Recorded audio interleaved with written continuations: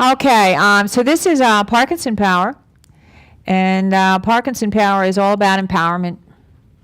And Parkinson Power is all about opening up your heart and your mind to the acceptance and the belief that you can have a wonderful life with Parkinson's disease. How many of you believe that?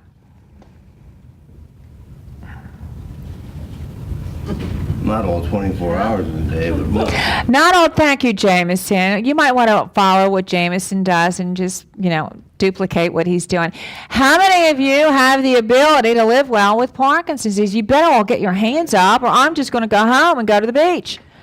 I'm going with you. Of course you do. Of course you do. This is just a disease, and it tries to really change things in your life and make things maybe a little bit more difficult for your life, but it cannot rob you of the ability really to have a happy, good, productive, quality life, right?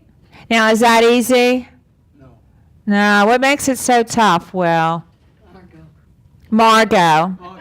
Margot goes right to the top of the food chain. He would be doing fine if he didn't have Margot, right? I think what makes it hard for me is there's so many ups and downs. Yeah. You got your peaks and your valleys, and you plan things, and all of a sudden you can't do it. Yeah, the peaks and the valleys. I think it's the one thing that I've been hearing now with every Parkinson Power opening, it's the peaks and the valleys. You wake up and you have your heart set on doing something. You want to do it. You have this wonderful will to do it. I always feel with all my Parkinson patients and my caregivers, if you have the will, you're going to do just fine. It's when you lose your will, right? When you lose your will, when you lose your enthusiasm, when you lose your belief system that you can do it, that's when you start to go down on us. But the peaks and the valleys is you wake up and you have the will to do it. You want to do it. Like what? You wake up in the morning and you want to do like what? It's usually the things that you love to do the most. Eat breakfast. Something tells me you're eating breakfast even if you're... Huh? Yeah, Pete hasn't missed a meal in years. He actually wanted the whole platter of sandwiches, which he would have taken if I let him, leaving nothing at all for you. All right? So you throw another meal in there, maybe supper or brunch. What, here? Yeah, so it's 5 meals a day instead of... Oh, well, you can have as many meals a day as you want as long as they're healthy, sensible choices and healthy portions. Right? I always recommend for seniors and Parkinson patients, anybody, to eat 3 to 6 smaller meals as opposed to the turkey feast, right? You're going to feel better, if you wake up and you have that healthy breakfast. How many of you are doing breakfast? Please, let's be honest with me, please. Okay, you got to do breakfast, friends. You love breakfast? Yeah.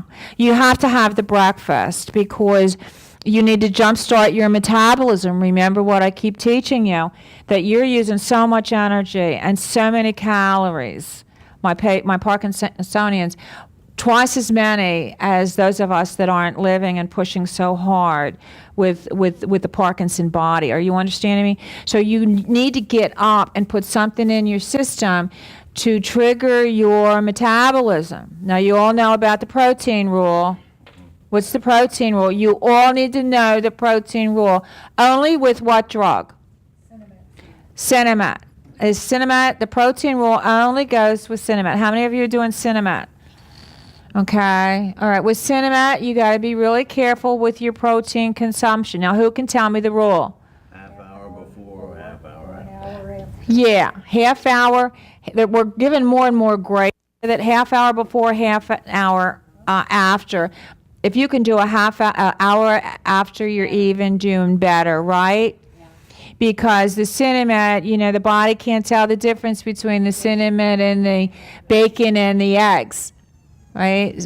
And you're getting a very small portion of the Cinemat, getting absorbed through the gut and crossing the blood-brain barrier, all right? So explain to me your morning dynamic. And this is important for you. Maybe not so much in the early beginning, but most of you that are on Cinnamon have been on it for a while, and you really rely on it, don't you?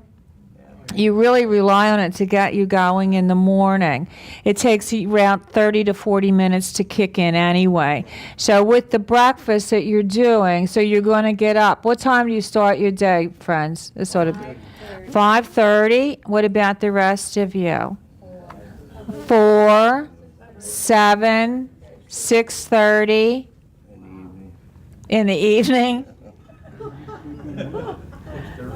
6:30 is fair, okay? So you want to get up, and usually if you're on Sediment, you want a dose because that's the drug that's going to get you up and going faster than anything else, right? So what do I want you to have when you wake up that's not going to counteract the absorption of your cinnamon? You want to lay off the protein for a half hour before and a half hour. Not sugar. You don't have to worry about sugar. Only protein. What are your protein foods? Meat, eggs, cheese, all your dairy products. All right? All of your meats, all of your dairy products. Legumes, peanut butter. You with me so far? So if I say, okay, I want you to get up and I want you to put something in your stomach to just kickstart your metabolism, to get your energy going, your motivation going, what do I want you to eat? What am I going to want you to eat? Fruit? I'm talking breakfast. Well, we can have broccoli for breakfast. Yeah, well, it's happening around here. It's happening broccoli for breakfast around here. I am dreaming broccoli. I see it walking in my dreams. Well, you can make a egg white omelet. You can have egg whites. It's only the yellow and that's the protein consumption. All right. So what do you got? You got oatmeal. All right. Oatmeal is too high in protein. Is oatmeal high in protein? How many grams? Huh? Any whole grain is too Oh, shoot. I thought oatmeal would be all right. All right. Help me out. What are we doing? We can have a nice fresh fruit, whatever. cream of wheat. You can have, oh. I'm sorry. Pizza's sugar, basically. You can have remember high fiber with everything. I taught you that a couple weeks ago, high fiber everything. So if you're going to do a waffle, if you're going to do a muffin, if you're going to do a bagel, if you're going to do a roll, right? If you're going to do a cereal, what's it going to be? Fruit Loops or what? Cheerios. Is Cheerios hot good? Well, you're kidding Delicious in the yourself. morning. It's delicious in it. I had a friend that had Cheerios and a banana every day of his life. Yeah. Not plain Cheerios, Honey Nut. Honey Nut Cheer. Okay, there's your sugar. All right, I am not going down this road because I need Bonnie in here. All right, Bonnie comes on Thursdays at 11. And I hope you're taking advantage of Bonnie because she is sensational. She'll help you. You know, because the more that you're on the cutting edge of this disease, the more you know, the latest, the greatest, the advances, the treatments, the research, and everything. That's what that is so important to you because, you know, the smarter you are, the better you can stand up and face this disease, the more proactive you can be in your treatment plan. So any resources like that, please bring in and share. Dr. Juan is going to be doing a complete, up-to-the-minute update on Parkinson's disease and at the January conference. Thanks, Pete, because I'll stand in them. Thanks, honey. Okay. So, all right. So the peaks, thank you, honey. The peaks in the valley that Willie was talking about is really real because, you know, you wake up, you have your heart set on it, you plan on it, you tell somebody else you're going to do it. And then many, many times, you know, you can go into an off status, the on and the off, and all of a sudden your Parkinson body won't allow you to do it. How's that make you feel? Not really good. Not real good. How does it make you feel? What's the word? What are the words? Frustrated, angry, I want to do it and can't. And I think that after doing this for so many years, I find that this disease, for whatever reason, really affects people that are overachievers, which makes it actually harder for you. You know, this disease would be a lot easier if we had apathetic, lazy people. You know, walking blobs. You know, so I can't do it, so what? I never did it. I can care to learn to do it, whatever. You know, the flat affect people. But this affects people that all their life were like overachievers, active and smart and accomplished and involved in sports and activities and the arts and everything else. Does that pretty much define you? Yeah, so it makes it real hard for you when, for whatever reason, your body won't allow you to do it. How do you get past the frustration and the anger? How does Parkinson's disease make you feel? Besides anger, Well, anger is right up there. I understand. And how many of you have a sense of anger? And you're angry. Why? just can't do it. You can't do it, and I'm mad because I want to do it. That's the human spirit, right? We want what we want when we want it, I hate relying on you know, and we want to control. We want to control. It makes it very hard for human beings not to be able to do what we want to do or not to have what we want to have. So how do you overcome that? The anger. Drugs. Drugs. Margot's back. Drugs and wine and all that kind of stuff. All right. All right. You have to overcome your anger, friends, because anger is a very, very dangerous emotion. You know, emotion is a feeling. Right? You have to somehow keep your negative emotions in check because you have frustration. All right. You have anger. You're discouraged. You're sad. You're afraid. What else are you? What else are you feeling? What are you feeling? Let's talk feelings. Get me past anger and frustration. Irritable. Irritable comes along with it. Why are you cranky? You cranky, some of you? No.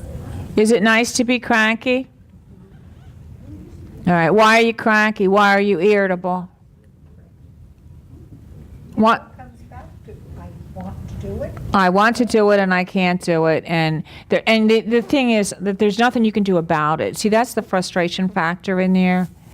To me, the frustration factor is huge with this disease because I have something that I don't want and it's not going anywhere and it's not going to get better and it's not going to give me an hour off and there's nothing I can do about it. Is that not a reason for frustration?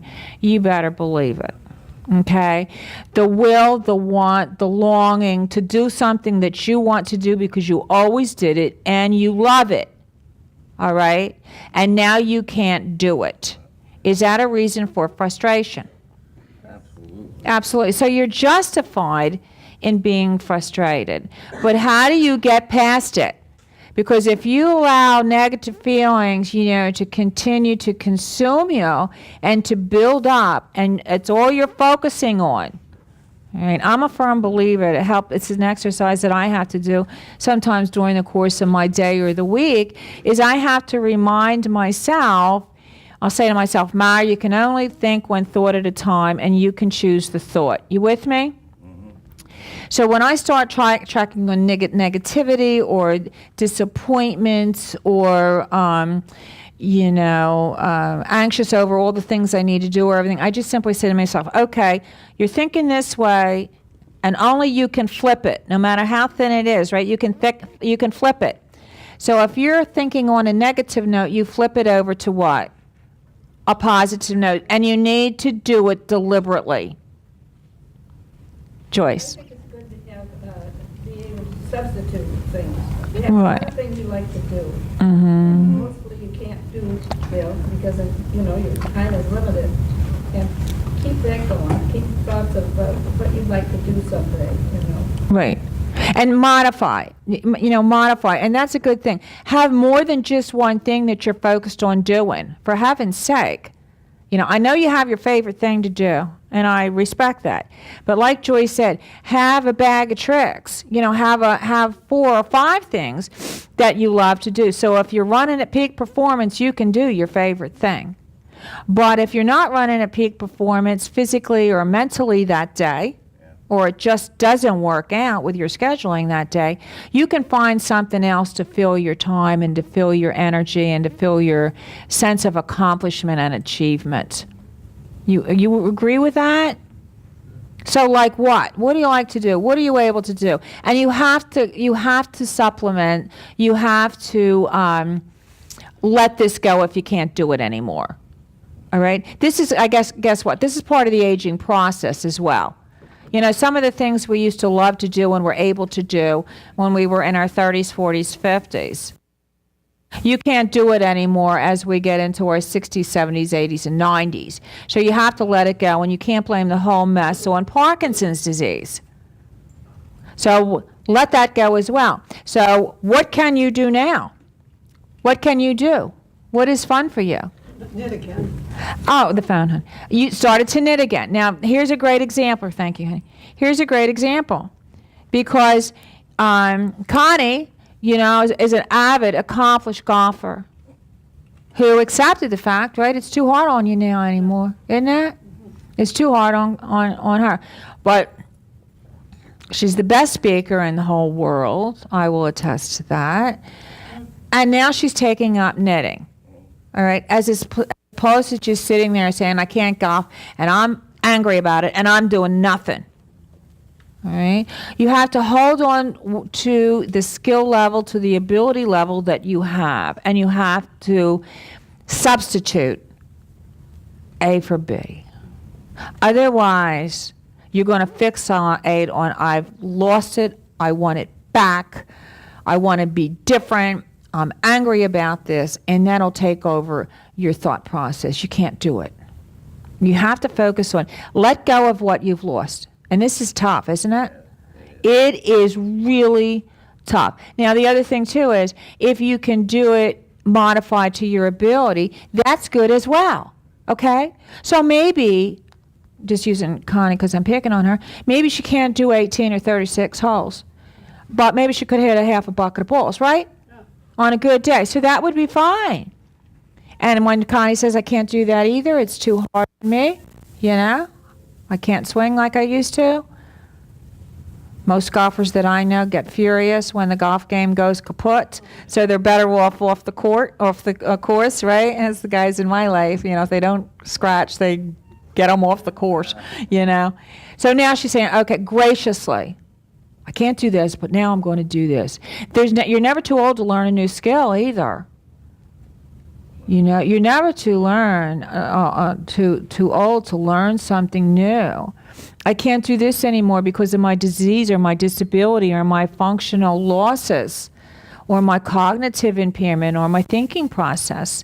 But guess what? You are loaded with skills that you don't even know that you have. You would never have the opportunity to even figure them out if you didn't have to let this one go and substitute it with something else. So Connie is, what are you knitting? Golf club head covers. Oh, right. Yeah, she's still in with the golf. That's her theme. That's the oh, cool. Beautiful. I need one for my driver and. There you go. I got you in order. I'm going to have a little thing. I have a couple of my members are wanting to contribute. What is it? A workshop. A workshop. We can do a workshop, and I'm going to do a little. I want a Parkinson Place little store. I haven't gotten it approved anywhere, but if you've got my back with this one, I could probably push it through. You need to somehow, some way, accept who you are. Accept who you are. And if you can say to me, Ma, I'm really doing my best. I am doing my best to eat right, to do the wellness package, to stay active, to maintain my positive thinking. I'm doing my best. If you can say that to yourself, and if you can say it to me and to people that love you, then you're doing great. You're doing great. I always say sometimes in life you got to lower the bar. Just lower the bar. That I know in your heart and your mind you want to do things and you want to be like maybe the folks that are living an easier life without this disease, all right? But you have to have the discipline to do what is right for you. You have to know when you need to stop pushing. You have got to make good choices with this disease. You just simply have to, all right? Because you will pay. If you push yourself too hard, you will pay, all right? And instead of pacing yourself and making reasonable, smart decisions, when you are tired, you will stop. If you're going to walk the beach for 5 miles, you have to say to yourself, I have Parkinson's disease. The odds are I'm going to get tired. And the odds are I'm not going to be able to get back. And guaranteed, I'm going to hurt tomorrow. I'm going to hurt myself. So I want that to stop. I want a sense of discipline in you.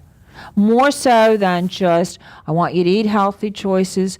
I want you to get on your sleep cycle. Your sleep cycle is so important for you. Okay, I want you to manage your stress. I want you to stay engaged in life. But I want you to make choices that are in your best interest. Like what? Like not pushing yourself. By not moderation. Moderation. And I know that a lot of you have what we call, your pre-morbid personality, the self-starting overachievers, the people that are used to doing 6 things well at one time and pulling it all off well and getting it all done in advance. Do you know what I'm saying? And you come into it with that disposition, but you have to accept your limitations and you have to modify the way you think and function, so that you're not using everything up and then having nothing, no reserve for tonight and for tomorrow. You got me? It's like a battery pack. It's like a battery pack. If you charge the battery and use the battery nonstop for the next 6 hours or 8 hours, then what are you going to do for the rest of do the math. How many more hours have I got in the day? 24 less whatever, 8 and 8 or 16. What are you going to do for the rest of the 16 hours? You only have 12 hours. From the time you get up, at the end of the 12th hour, you're toast. You toast, you're in bed. 16 hours. You only have your 12 hours. Yeah, so don't use up your battery pack so it's gone, so that you only have 2 hours of peak performance. And then you have 10 hours of belly up in the recliner or too tired to enjoy anything. It's common sense control. You have to honor your care. Don't say absolutely if she's fighting with you to stay off a ladder. Well, that's what I've told him. It's not just you that has to pay for it. Guess who? Always look at the fact. Number one, it makes your caregiver look like a shrew. Get off the ladder. Don't do this. Don't do that. It's not because they want to inhibit you. It's not that they want to control what you do. It's not that they want to tell you what to do or make you unhappy. They're there to keep you safe and keep you well. And if you're not making the good choice to stay off the ladder, that puts them in the position that they sound like a dictator or a shrew. And that's not fair. In addition to that, if you break a hip or break your head or break anything else that you might be doing, because you're a big man and when you fall guaranteed you're going to break something, then who takes care of you? The caregiver. Who's bringing you the food? Who's helping you shower? Who's taking on yet more work within the house? So if you're not making smart, sensible choices, you will start now and do it. Period. Case closed. Done. I thought about getting on the ladder this weekend. And I looked at the mirror, I looked at the ladder, and I only go up one rung. That's it. And I had this beautiful live oak tree in my new backyard. I'm finally unpacked. Are we happy to hear that? It only took me 6 months to move out of the old house and totally unpack the new house. You with me? Okay, I'm dropping that again. But I did. It's okay, Annie. Okay. But I had this, thank you, Annie. I had this big live oak tree, and I'm hanging this stuff, and this tree is like alive, And I have a lot of hand-blown bowls and everything. And I wanted this one darn bowl up higher. I hung it here where I could reach it. And I thought, you look better up there. Right? Right, Billy? And I thought, well, now what happens if I get on the ladder and I fall? What happens?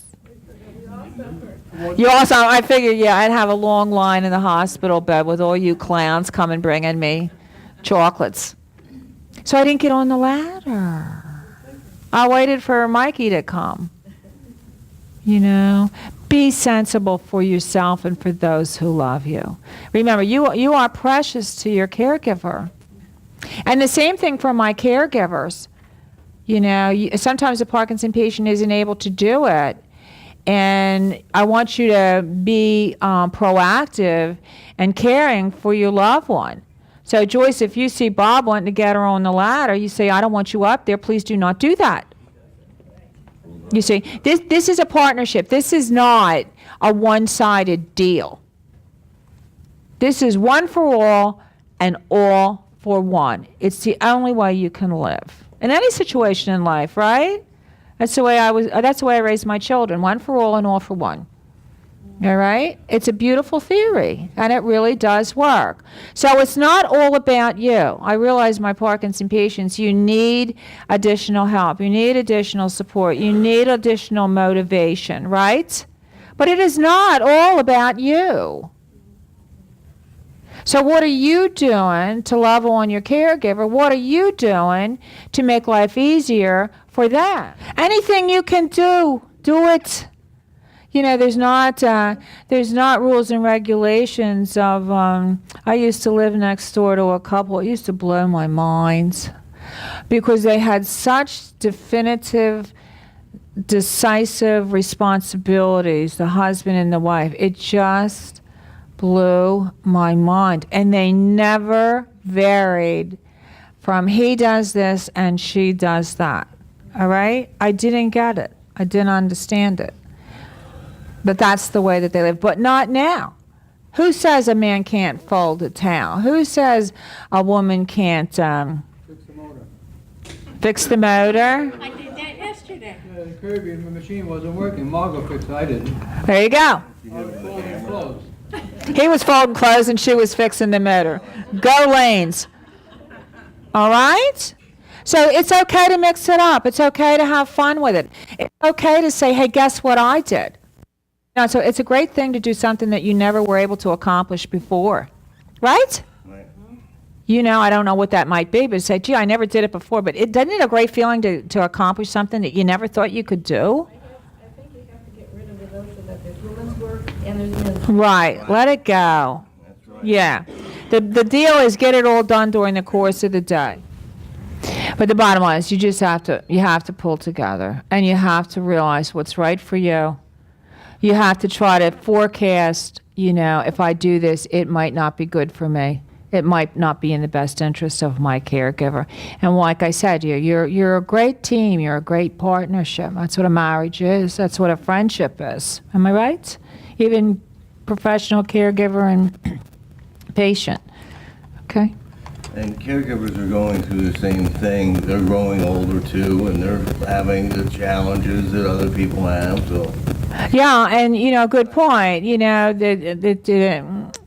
you know, I always say, or I used to say something. I don't say it so much anymore, but it's grandmom taking care of grandpop, or grandpop taking care of grandma, right? Maybe not Debbie. You're younger, but you're aging by the second. I know she's aging by the second, but it's true. You know that the caregiver. It's hard enough as you mature in life. And what is the aging process? What is it? It's a very simple thing. I figured this out. What is the aging process? Giving up and giving in. No, come on, Wow. girlfriend. You have to give up stuff. Oh, you have to give up and give in. Yeah, but I mean, well, the human body. It's nothing more than wear and tear. Am I right? Gravity. Wear and tear on the human body. That is all it is. Wear and tear on the skin, the hair, the joints, the muscles, everything. That's why the new baby is flawless, right? And with every passing year, the more that how many times have we done like this? How many steps have our legs worked us, you know, through? You know, how many times have we gone like this to eat and brush our teeth? It's wear and tear on the human body. And I guarantee you, a person taking care of a Parkinson's person, it goes quicker than somebody that's in a relationship that doesn't have Parkinson's. That's right. I mean, I'm here to tell you, The stress. the caregiving role is the hardest job in the world. And I say it, and if anybody wants to disagree with me, have at it. Because I can stand my ground with this one. All right? It is very, very difficult. Number one, the challenge emotionally of being a caregiver. What is the challenge emotionally? You don't like to see it happen to anybody, never mind your loved one. Exactly. It's very, very heartbreaking and painful and stressful and disturbing and upsetting, all right, to see someone you love struggle. Am I right? I mean, if you love somebody, you want them to be happy and whole and well and happy. But to see someone that you love struggle with a disease, with a disability, and then you add on to that you know in your heart that there's no cure for this, there's no magic potion, all right? There's no cure. We treat symptoms, all right? And then you add to that it is progressive, degenerative, not so great, right? So is that a heartache? Because when you love somebody, you want them to be perfect. You want their life to be happy and healthy, particularly, you know, in your mature years. Everybody thinks you've in the grand scheme of things, you know, you work hard raising your children and working hard in your business world, your corporate world, your private enterprise world, and then, okay, it's time to retire, la, la, la. Right? And we're just going to plop out and have a good time. Well, that's how we planned it. That's how you planned it. There's a huge frustration right there. How many of you can say to me, Mary, oh, I planned this? This was part of our grand scheme of things when we got married, or when we moved to Florida, or when we got the last kid off, right? We were looking forward to year blah, blah, blah, when we invited Parkinson's disease into our life. How many of you did that? It's absurd thinking. You never plan for this. It's hard enough to even plan your life when you're asked to live with it. You're not asked to live with it. You're given it, and that's it. You got it done. But, you know, getting back to the role of the caregiver, it's very, very painful for you to realize, all right, my loved one has this, I'm going to do my part. And you all do your part. You try to overcompensate. You try to overdo to make up for the things that your loved one has lost or cannot do. All right? You can't do that either. And then you have the physical challenge, which is taking time from your life, your energy, your focus, okay, your priorities, to focus your attention, your time, your effort on somebody else. That's why I use the two words, selfless. What does selfless mean? You don't consider yourself as you're doing this. No, the selfless is it's not about me, it's about somebody else. Selfishness is a horrible thing. You know, people that are selfish, me, gimme. I don't like people like that. I like people that give, because I've learned in life, the more you give, the more you receive. Yeah, the more you give, the more you throw out there, the more you promote success and productivity and happiness in somebody else, the more you will receive. I've never seen it to fail. So, well, reciprocity, okay? But it's very, very difficult. This is why you need to work together to make it the easiest, most positive, most hopeful happiness, one for the other. You got me? All right, please realize, my patients and my caregivers always know that no matter what level your loved one is, you know, even if there's memory loss or cognitive impairment or whatever, they know, they sense, you know, what caring for them and how your life has changed, what that has done to you. Lots of times it doesn't come to the table. It's not open conversation. But in their heart, am I right, my patients? Am I right? You know that because I have this disease, through no fault of my own, I'm doing my best here. But I know as hard as I try, it is having an impact on my loved one. Right? Okay, and that's okay. That's okay. So I always say caregivers are selfless. They put you first, and that's all right, my patients, as long as you put your caregiver first. Now we got a great thing going on there. We got a great relationship there, don't we? Everybody puts the other one first, we're all set.